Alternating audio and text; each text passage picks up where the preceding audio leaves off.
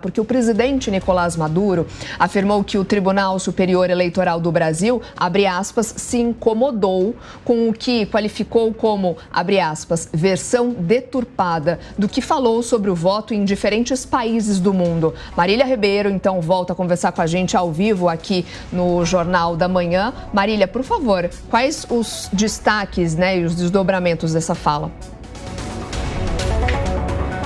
Oi, Soraya, bom dia para você e todo mundo que está acompanhando a gente aqui novamente. É exatamente isso, essa fala de Maduro aconteceu em um encontro em que ele promoveu com embaixadores lá em Caracas. Esse aviso dessa reunião aconteceu por volta das 5 horas da tarde, horário aqui de Brasília. E durante este evento, Maduro disse que o Tribunal Superior Eleitoral aqui do Brasil se incomodou com o que ele qualificou como uma versão deturpada do que ele falou sobre o voto em diferentes países, assim como você falou no início da nossa conversa. Essa afirmação, ela foi feita em um ato com o corpo diplomático. A gente ainda não tem a informação se a embaixadora do Brasil estava presente durante essa fala de Maduro, enquanto ele estava falando novamente do Brasil. É importante a gente trazer aqui, Soraya, que o Maduro acabou falando do Brasil, falando que o nosso sistema eleitoral era inauditável quando ele defendeu o sistema eleitoral venezuelano. Ele disse que não viu nada demais porque somente na Venezuela a audição dessa eleição 16 vezes em nenhum outro país do mundo há essa audição feita mais vezes. Ele, neste evento que ele fez na semana passada, essas falas duras, ele não falou apenas do Brasil, ele também falou de outros países, como, por exemplo, os Estados Unidos. Vale a gente também só destacar aqui que Celso Amorim está lá na Venezuela acompanhando as eleições. O TSE acabou desistindo de enviar observadores para acompanhar o pleito deste domingo por conta dessas falas de Maduro. E agora falta só a gente acompanhar como é que vai ficar durante o dia, como é que vai ficar o resultado dessa eleição na Venezuela. Soraya? Obrigada, Marília, pelas suas informações. Vou voltar a conversar com a Fabiana Oliveira para entender também sua visão a respeito dessa fala de Maduro. De fato, essa crise, essa tensão provocada com o Tribunal Brasileiro foi de fato provocada por essa versão que ele diz deturpada das falas dele. A gente sabe, então, que Celso Amorim foi à Venezuela para acompanhar todo esse processo por lá. Mas qual será também, Fabiana, a leitura que o Brasil deve fazer desse processo que a gente vem acompanhando, marcado por uma série aí de manipulações, também de manobras para tentar de alguma forma favorecer o candidato do governo e já considerado até viciado? De fato, a Venezuela ela é uma questão muito complicada para todos os governos de perfil mais progressista, de esquerda ou centro-esquerda na América Latina.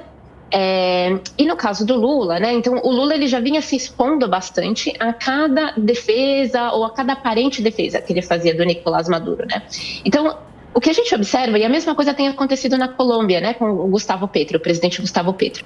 Então, o que a gente observa é realmente assim, o início de um cansaço, no sentido de que, olha, todas as condições estão dadas para o governo, para o seu governo Nicolás Maduro. Não existe nenhuma possibilidade de transição melhor do que essa.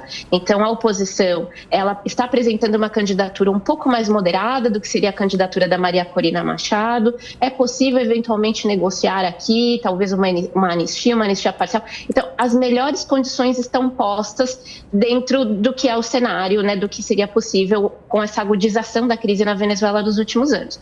Mas a cada defesa que o governo Lula ou que o governo Gustavo Petro fazem do Maduro, isso tem um custo político muito elevado, Quando, em contrapartida, o que a gente recebe são ataques ou são questionamentos sobre o sistema eleitoral brasileiro, especialmente sabendo-se que o Brasil acabou de passar por essa situação também bastante convulsionada das eleições de 2022, isso efetivamente é visto como um desrespeito. Então, o TSE não tinha outra alternativa, a não ser efetivamente cancelar o envio dessa missão observadora para as eleições. Então, o Celso Amorim está na Venezuela neste momento apenas com essa função de coletar informações para munir, então, a presidência da República justamente sobre como se posicionar assim que os resultados forem publicados. Ao mesmo tempo, essa posição do governo do Nicolás Maduro de se sentir, inclusive, no direito de questionar a lisura de outros processos eleitorais se dá pelo fato de que, há alguns anos, o Instituto Carter, do ex-presidente Jimmy Carter dos Estados Unidos, havia afirmado que o sistema eleitoral venezuelano era um dos mais seguros do mundo, justamente pelo fato de que eles têm urna eletrônica e eles também têm a possibilidade da impressão do voto, o que facilitaria uma auditoria. A auditoria ela pode ser feita com um pouco mais de 50% dos votos e normalmente você tem muitos observadores internacionais enviados da OEA, da União Europeia, que não é o caso dessa vez. Então, num outro contexto, havia-se sim sido afirmado que o sistema eleitoral venezuelano era relativamente seguro. Então, é a isso que o Nicolás Maduro se agarra agora para dizer que a Venezuela tem o melhor sistema eleitoral do mundo e, por causa disso, ele pode eventualmente questionar até mesmo o sistema eleitoral brasileiro, o que foi visto aqui, obviamente, como grande desrespeito, Fabiana Oliveira, especialista em relações internacionais, muito obrigado pela participação da senhora aqui na programação da Jovem Pan. Até a próxima. Eu que agradeço, muito obrigada. Eu quero ouvir os nossos analistas, o Bruno Pinheiro, o Mano Ferreira.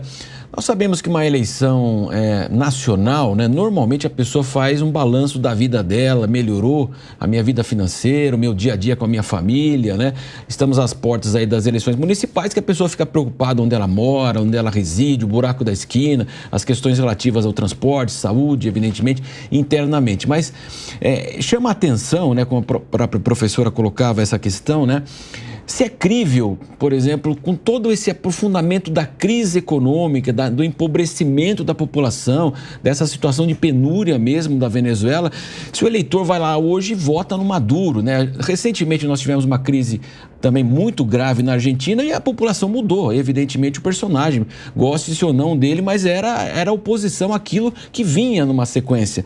De fato é crível o Maduro vencer essa eleição hoje ou ele vai levar suas pessoas, o voto lá não é obrigatório, então só quem gosta dele vai aparecer para votar. Queria que vocês fizessem uma análise dessa situação específica da Venezuela.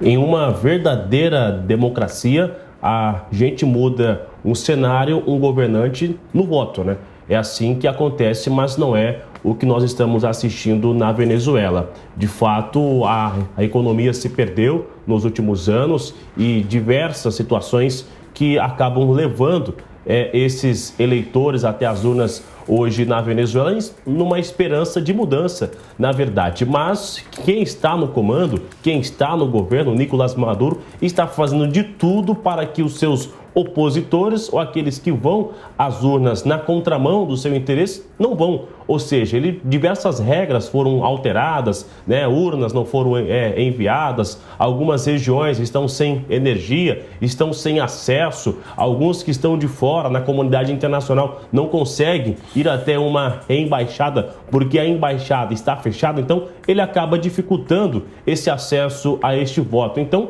de fato, não existe uma outra saída.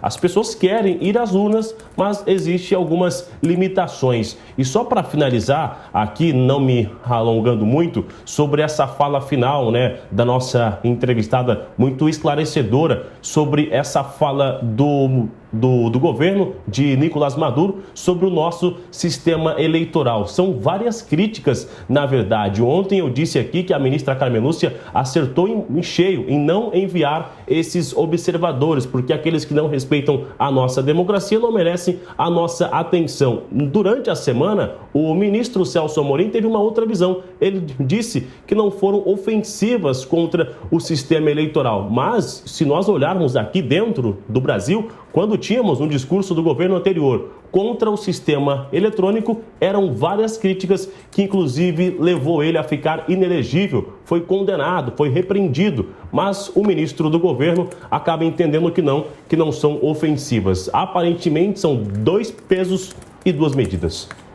Pois é, a incoerência é uma marca de quem deseja passar pano para regimes autoritários, né? E aí a gente tem a famosa teoria da ferradura, que é quando os extremos chegam tanto no extremo que acabam se encontrando e dando o abraço do autoritarismo. Quem não respeita um sistema eleitoral íntegro como o brasileiro é porque tem muito pendor pela ditadura mesmo.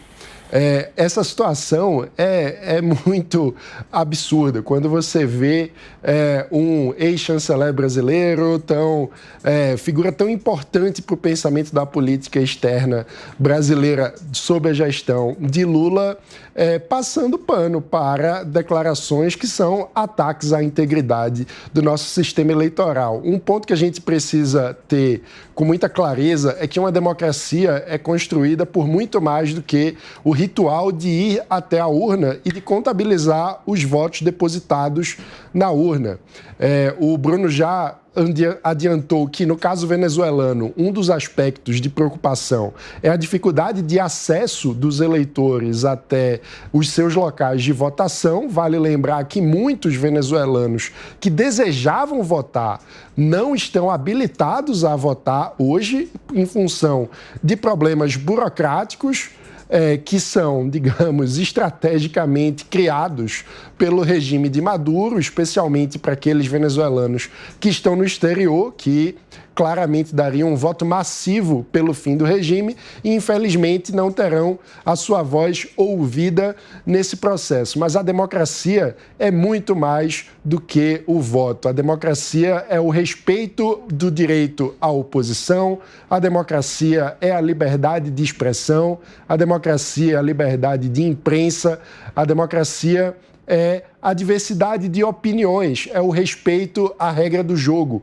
é a lei igual para todos. Quando a gente tem o ditador Nicolás Maduro fazendo campanha na véspera, entregando obras à noite, na véspera do dia da votação, quando o regime consegue manipular a data da votação para fazê-la no aniversário de Hugo Chávez, todos esses artifícios de manipulação mostram que não há um jogo equilibrado na Venezuela. Não há, portanto, uma democracia. Mas a gente espera que nesta autocracia eleitoral, como se classifica esse tipo de regime, pelo menos hoje a voz do povo venezuelano se faça ouvir para que esse capítulo tão triste e tenebroso se encerre. Sim, e se a população quer ver algum tipo de mudança, quer um novo modelo político, econômico, precisa valer ali do direito ao voto, ainda que na Venezuela não seja obrigatório. Vamos acionar então o nosso editor de internacional, Fabrício Naschi, que segue aqui com a gente no estúdio do Jornal da Manhã,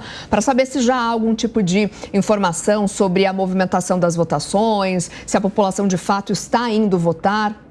Pois é, Soraya, o presidente do Conselho Nacional Eleitoral da Venezuela, Elvis Amoroso, falou há pouco com a imprensa, confirmou que por volta ali das 10 da manhã no horário de Brasília, 9 da manhã no horário de Caracas, 95% das mesas eleitorais já estavam abertas. Elas deveriam abrir todas a partir das 6 da manhã no horário local. Não se sabe exatamente por que 5% ainda estão fechadas, mas foi o que ele declarou, que 95% das mesas eleitorais já estavam abertas, que para aqueles eleitores que estão registrados, estão aptos a votar, é necessário levar apenas uma cédula de identidade para conseguir votar, mas em Caracas houve ali algumas confusões do lado de fora de alguns locais de votação, pessoas que estavam na fila acabaram discutindo, mas de maneira geral, ao que tudo indica, mesmo de acordo com relatos da oposição, tudo segue dentro dos conformes. A presidente do partido Encontro Cidadão, que é um dos partidos